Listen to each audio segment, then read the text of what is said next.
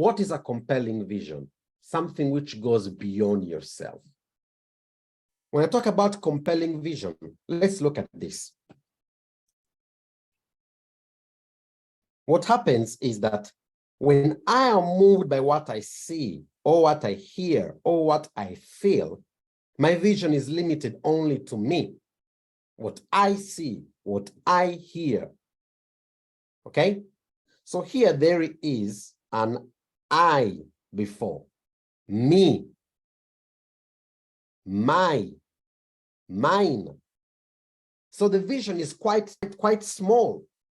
When you instead have a compelling vision, this compelling vision is outward.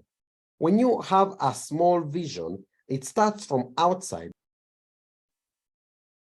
but then it keeps on going on, narrowing and narrowing and narrowing and narrowing and narrowing and narrowing until it's all about you. When you have a compelling vision, instead, it's something that starts from you inside, but then it expands. It expands, it expands, it expands, it expands, gets bigger, and it's affecting everybody around you. One is narrowing inside, the other one is expanding outside. So it's important. Compelling vision has to allow you to expand. Compelling vision has to allow you to see things in a different perspective. So when I was in the situation that it was all about me, and don't get me wrong, I was absolutely right. I had every single right to be angry with my father. I had every single right as a son to blame him. Yes or no, guys? I was right. But then that was leading me to narrow, to shrink, to become smaller, focused more on my problems. Me, mine, me. But the moment I choose to expand, things started to turn around. So how do we do this expansion? First of all, you need to kill me, I. And once you kill me, I, you now start on expanding. And when you start expanding, this becomes a true compelling vision. And by becoming a true compelling vision, it's no longer about you. So when it becomes a compelling vision, you kill yourself. It's not about you. So when I started on thinking, how can I help somebody else? How can I take care of my mother, my brother? How can I expand helping my community, helping my team?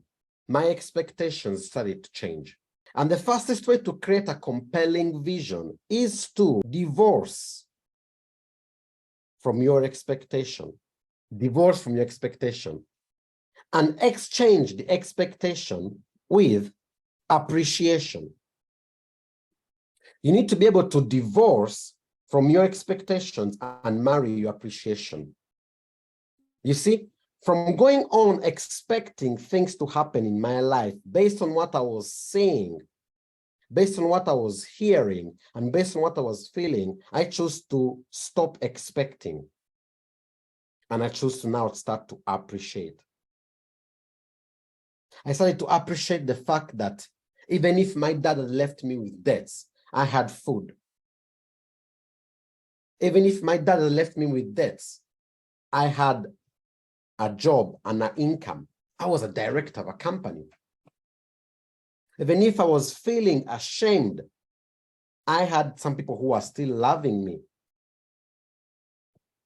So when I traded that expectation with appreciation, I started truly expanding.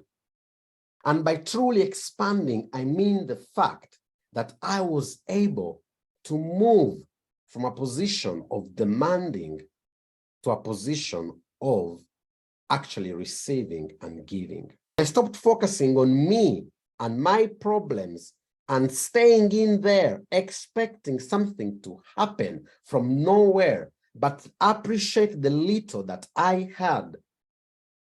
In time of couple of years, I had came out of those debts and I started back thriving.